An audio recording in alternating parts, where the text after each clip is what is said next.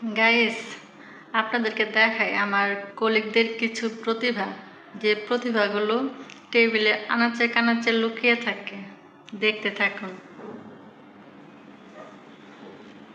এই হচ্ছে আমার কলিগের প্রতিভা। বিড়াল বানর সব কিছু টেবিলের আনাচে কানাচে লুকিয়ে থাকে।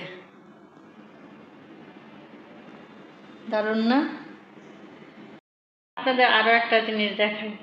আমরা মানুষকে বিশ্বাস করে দিয়ে থাকি আমাদের বড় ভাই কিংবা আপুরা যারা থাকে তাদের কাছে, কিন্তু আমাদের সিভিগুলা তারা কোথায় কোথায় রেখে দেয়, আদৌ কি তাদের প্রতিষ্ঠানে জমা দেয় কিনা সেটাই আপনাদেরকে দেখাবো।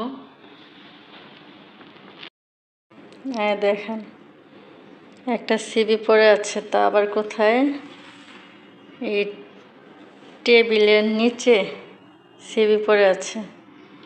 এই সিভিটা যে লাস্ট কবে কে কাকে দিতে দিয়েছিল হয়তো তারও মনে নাই।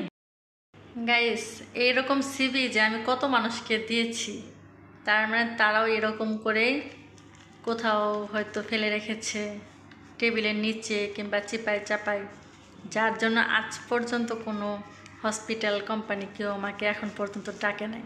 আর ডাকবে কেমন করে? এরকম যদি সিভি যদি এখানে পড়ে থাকে তাহলে ডাকার কোনো অপশন আছে?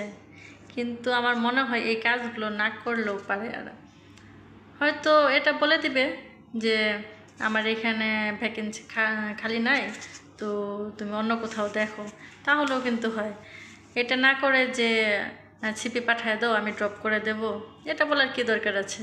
প্রয়োজন হলে আমরা নিজেরা গিয়ে তারপরে সিপি ড্রপ করার চেষ্টা করব, তাহলে তো হয়ে যায়।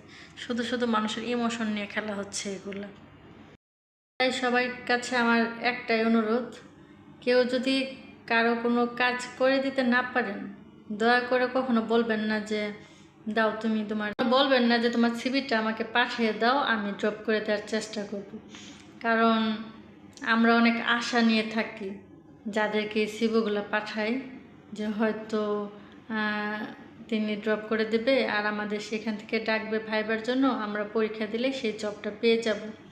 এটা কিন্তু সবচেয়ে বেশি হয় নবীন যারা থাকে, ফ্রেশার যারা থাকে। তো এই কাজটা কেউ কখনো করবেন না, কারো ইমোশন নিয়ে খেলবেন না। দয়া করে সবাই একটু এই বিষয়টা মাথায় রাখবেন। না পারলে নাই, বলবেন যে তুমি চেষ্টা করো, কিন্তু দয়া করে এই কাজটা কখনোই করবেন না। ধন্যবাদ সবাইকে। আর আমার কথায় কারো খারাপ লাগলে ক্ষমার দৃষ্টিতে দেখবেন।